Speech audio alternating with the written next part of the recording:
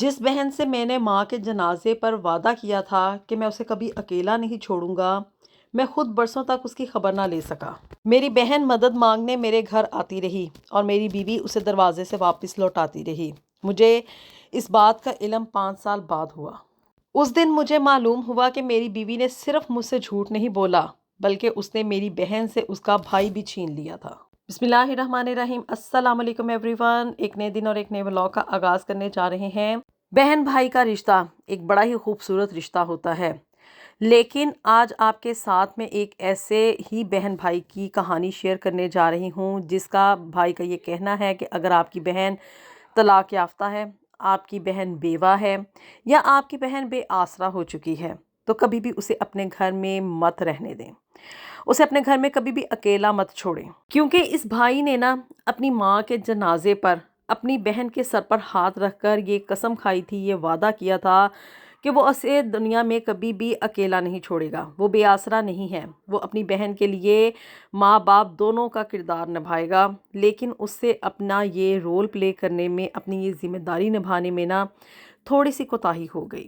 اور بیرون ملک رہنے والے کئی ایک پاکستانیوں کے قصے کہانیاں، ان کی آپ بیتیاں، ان کے ساتھ جو پیش آنے والے واقعات ہیں، ان کے ساتھ جو ایموشنلی یہاں پر کریک ڈاؤن چلتا ہے، یا ان کی اولاد ان کے ساتھ جو کچھ کرتی ہے نا، اس کے کئی ایک واقعات میں نے آپ کے ساتھ شیئر کیے ہیں۔ تو یہاں پر میں آپ لوگوں سے ایک ریکویسٹ کروں گی کہ انسان کی زندگی کا نا کوئی بھروسہ نہیں ہے۔ ہم لوگ پلاننگز تو بہت لمبی لمبی کرتے ہیں، لیکن پل کی خبر نہیں ہوتی ہے، تو ہمیں نا یہ چاہیے کہ اپنی ول جو ہے اسے آن ٹائم لکھوا لیں، اسے سیو کر لیں۔ اپنی وصیت لکھوانے میں کوئی برائی نہیں ہوتی ہے، اور اگر آپ اپنی کوئی بھی وصیت یا اپنی ول جو ہے اس کو لکھوانا چاہتے ہیں تو اس کے لیے آپ ولو آن لائن ولز کے ساتھ رابطہ کر سکتے ہیں۔ ان کا جو ویب سائٹ ہے اس کا لنک میں نیچے ڈسکرپشن باکس میں شیئر کر دوں گی، آپ وہاں سے جا کر ان کو ایزیلی فائنڈ کر سکتے ہیں۔ بہت ہی آسان اور سستے ریٹس ہیں ان کے، اور یہ آپ کی ہیلپ کے لیے 24 آورز اویلیبل ہیں۔ اور ان کے طرف سے ایک اسپیشل آفر ہے میری آڈینس کے لیے کہ وہ لوگ جنہوں نے مجھے سبسکرائب کیا ہوا ہے، اور اگر آپ لوگ یہ سروس یوز کرنا چاہتے ہیں تو اس کے لیے آپ اپنا کوڈ ZFH10 یوز کریں تو آپ کو اسپیشل ڈسکاؤنٹ بھی ملے گا۔ اور ویب سائٹ یہ آپ نے کہاں سے فائنڈ کرنی ہے، یہ آن لائن سروس ہے ولو آن لائن ولز کے نام سے، اور اس کا لنک آپ کو نیچے ڈسکرپشن باکس میں مل جائے گا۔ چلیں جی، تو آج نا میں آپ لوگوں کے ساتھ اب شروع کرتی ہوں وہ واقعہ جسے کہ میں آپ لوگوں کے ساتھ شیئر کرنے جا رہی ہوں۔ یہ کہانی ہے حمزہ اور فاطمہ کی۔ دونوں بہن بھائی تھے اور آپس میں ایک دوسرے سے بڑا ہی پیار کرتے تھے، یہاں پہ برطانیہ میں ہی رہتے تھے۔ اب یہ جو حمزہ اور فاطمہ ہے نا، یہ ان کے پیرنٹس برمنگھم میں رہتے تھے، اور ہماری اور آپ کی طرح ہی ایک عام سے پاکستانی خاندان سے ان کا تعلق تھا، ایوریج سی فیملی تھی۔ اور یہ اس کے پیرنٹس جو تھے نا حمزہ کے، یہ 90 کی دہائی میں پاکستان سے یہاں پر آئے تھے برطانیہ میں، اور یہاں پہ آباد ہو گئے برمنگھم میں۔ گھر میں یہ صرف 2 ہی بہن بھائی ہوا کرتے تھے، حمزہ اور اس کی بہن، چھوٹی بہن تھی جی فاطمہ۔ اب جی فاطمہ بچپن سے ہی نا بڑی ہی نرم دل، سادہ مزاج لڑکی تھی، اسے فیشن، دکھاوا یا بڑی بڑی باتوں کا شوق نہیں تھا، اور نہ ہی اس کے اوپر یہاں پہ نہ رہتے ہوئے برطانیہ کا رنگ چڑھا تھا، جیسے کہ برطانیہ میں رہنے والی لڑکیوں کو شوق ہو جاتا ہے نا فیشن فوشن کرنے کا، اس طرح کا کوئی شوق نہیں تھا، بڑی ہی سادہ سی لڑکی تھی، اور وہ گھر سنبھالنا، گھرداری کرنا، ان چیزوں کو پسند کیا کرتی تھی۔ وقت گزرتا گیا اور جی فاطمہ کی شادی مانچسٹر میں رہنے والے ایک پاکستانی نژاد شخص کامران سے ہوئی۔ شروع میں سب کچھ ٹھیک لگتا تھا اور سب لوگ یہی سمجھتے تھے کہ فاطمہ اپنے گھر میں بڑی خوش ہے۔ دوسری طرف جی حمزہ جو تھا نا، اسے پڑھائی لکھائی کا بڑا ہی شوق تھا، اور اس کی قسمت نے اس کا ساتھ دیا اور اس نے اپنی ایک IT کمپنی شروع کر لی۔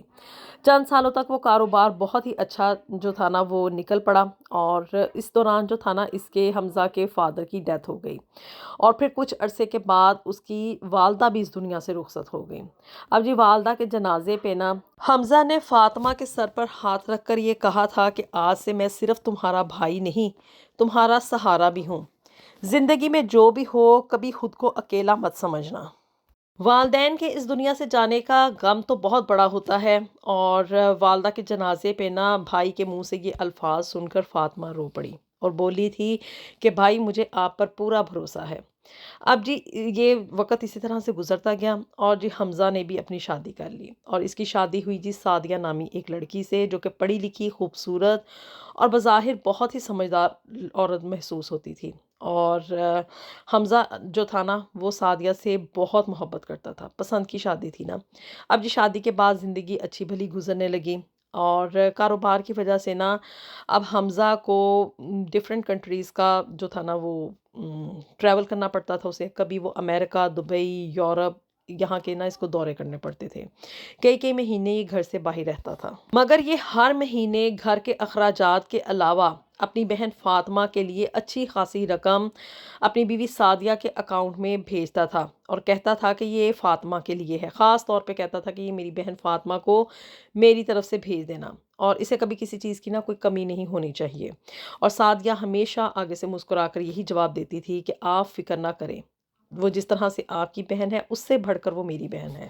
اب جی یہ اتنی بڑی بٹرنگ سننے کے بعد نا حمزہ مطمئن ہو جاتا تھا۔ سال یوں ہی گزرتے گئے، اور جب بھی حمزہ فاطمہ کے بارے میں پوچھتا تو سعدیہ آگے سے یہی کہتی کہ وہ بالکل ٹھیک ہے اور اپنے بچوں میں مصروف ہے۔ مزید حمزہ کو مطمئن کرنے کے لیے نا سعدیہ آگے سے یہی کہتی تھی کہ آج ہی آئی تھی آپ کی بہن فاطمہ، آپ کو سلام کہہ رہی تھی، اور حمزہ اس بات پہ نا یقین کرتا تھا۔ پھر جی ایک دن کیا ہوا کہ حمزہ کا نا نمبر تبدیل ہوا، اس کی سم بلاک ہو گئی، جس کی وجہ سے اس کو اپنا نمبر چینج کرنا پڑا، ایک نیا کانٹریکٹ لینا پڑا، اور اس نے خاص طور پہ نا اپنی بیوی سعدیہ کو یہ تلقین کی کہ یہ میرا نیا نمبر جو ہے نا یہ میری بہن فاطمہ کو لازمی دے دینا۔ اب جی سعدیہ نے آگے سے وعدہ کیا کہ ہاں بالکل ٹھیک ہے، آپ فکر ہی مت کریں، میں آپ کی بہن فاطمہ کو آپ کا نیا نمبر دے دوں گی۔ اب یہ وعدہ بھی جھوٹ نکلا۔ اسی طرح سے وقت گزرتا گیا، سال پر سال گزرتے گئے، اور حمزہ اور اس کی بہن فاطمہ کے درمیان کبھی کوئی رابطہ نہ ہو سکا، رابطہ تقریباً مکمل طور پہ نہ ختم ہو گیا تھا۔ اور حمزہ یہی سمجھتا تھا، بیوی سے پوچھتا تھا، وہ آگے سے مطمئن کر دیتی تھی، اور وہ سمجھتا تھا کہ شاید فاطمہ نہ اپنی زندگی میں مصروف ہے، بچوں کے ساتھ بزی ہوتی ہے، جس وجہ سے مجھ سے بات نہیں کر سکتی۔ اسی طرح سے کرتے کرتے جی 5 سال گزر گئے۔ 5 سال کے بعد جی اب حمزہ نے فیصلہ کیا کہ اب بہت وقت گزر گیا ہے، اس سے زیادہ مزید اب میں کاروبار کو اور وقت نہیں دے سکتا، اور وہ ایک لمبے عرصے کے بعد مستقل طور پہ نا دوبارہ برطانیہ واپس آ گیا۔ برمنگھم پہنچا، اپنے گھر پہنچا تو سعدیہ نے اس کے استقبال کے لیے ایک بڑی سی پارٹی رکھی ہوئی تھی۔ پاکستانی کمیونٹی کے لوگ، رشتہ دار، دوست سب موجود تھے، سوائے اس کی بہن فاطمہ۔ حمزہ بار بار دروازے کی طرف دیکھ رہا تھا، اور اس سے یہ چیز برداشت نہیں ہو رہی تھی کہ میری ایک اکلوتی بہن، میں اتنے سالوں کے بعد واپس آیا ہوں اور وہ مجھ سے ملنے کے لیے نہیں آئی۔ یہاں کے ارد گرد کے سارے عزیز رشتہ دار دوست مدعو ہیں، اور میری اپنی ہی بہن یہاں پر نہیں ہے۔ آخر کار نا جی اس نے اپنی بیوی سعدیہ سے پوچھا کہ کیا تم نے عائشہ کو مدعو کیا تھا، اور وہ کہاں پر ہے؟ تو جی عائشہ نے نا سعدیہ نے آگے سے بددلی سے کہا کہ شاید وہ نہیں آ رہی، اور نہ ہی میں نے اس کو بلایا ہے۔ اب جب حمزہ کو پتہ چلا نا کہ اس کی اپنی ہی بیوی نے اس کی اپنی ہی بہن کو اس تقریب میں مدعو نہیں کیا، تو اس کا دل دھک سے رہ گیا، اور اس نے پوچھا کہ کیوں؟ سعدیہ نے آگے سے لاپرواہی سے جواب دیا کہ حمزہ وہ اب ہمارے سوشل سرکل کی نہیں رہی ہے، اس کے کپڑے، اس کا رہن سہن، مجھے شرمندگی محسوس ہوتی ہے اپنے دوستوں سے اس کو انٹروڈیوس کرواتے ہوئے۔ اور یہ الفاظ سن کے نا حمزہ کے کانوں میں جیسے دھماکہ ہوا۔ بھائی تھا نا، اس سے برداشت نہ ہو سکا، اس نے اسی لمحے پارٹی چھوڑی اور اپنی بہن کو ڈھونڈنے نکل پڑا۔ اب جی فاطمہ ایک پرانے سے فلیٹ میں رہ رہی تھی، جہاں کا پتہ اسے معلوم تھا۔ وہ وہاں پہ پہنچا تو دروازے پر ٹو لیٹ کا بورڈ لگا ہوا تھا۔ پڑوسی سے پوچھا تو اس نے بتایا کہ فاطمہ تو کئی ماہ پہلے یہاں سے چلی گئی ہے، کرایہ نہیں دے پا رہی تھی۔ یہ سن کر حمزہ مزید پریشان ہوا کہ میں تو اس کو ہر مہینے پیسے بھیجتا تھا، تو وہ کرایہ کیوں نہیں دے پا رہی تھی؟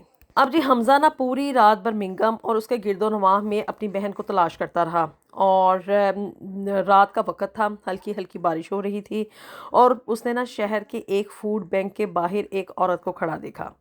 اس کے ساتھ نا 4 بچے تھے۔ جب اس نے غور سے دیکھا تو وہ اس کی بہن فاطمہ تھی۔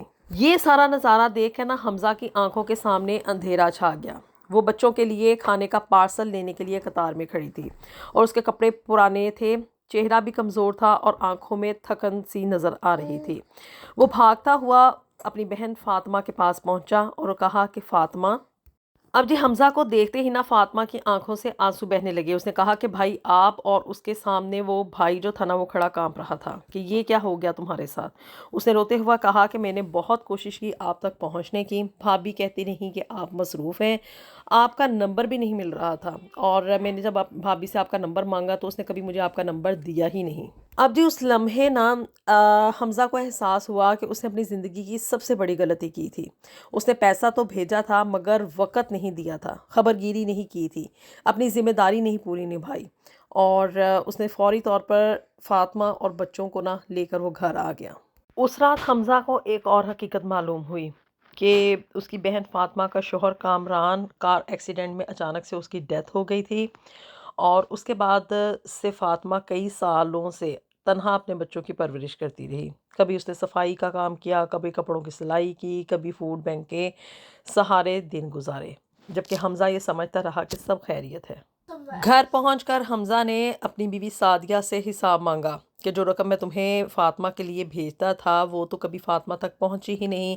اب جس سعدیہ اسے اپنی آسائشوں پر نہ خرچ کیا کرتی تھی، مہنگی گاڑیاں، ڈیزائنر بیگز، برانڈڈ کپڑے، یہ سب کچھ جو تھا نا وہ سعدیہ فاطمہ کو بھیجی گئی رقم سے خریدتی تھی۔ یہ جان کر نا حمزہ کا دل اور اعتماد دونوں ٹوٹ گئے، اور اس نے نا اپنی بیوی سعدیہ کو غصے میں گھر چھوڑنے کا حکم دے دیا کہ نکل جاؤ میرے گھر سے۔ پھر جی بعد میں اب فاطمہ کے کہنے پہ حمزہ نے نا اپنی بیوی سعدیہ کو معاف تو کر دیا، لیکن وہ معافی حمزہ کے لیے کوئی آسان نہیں تھی۔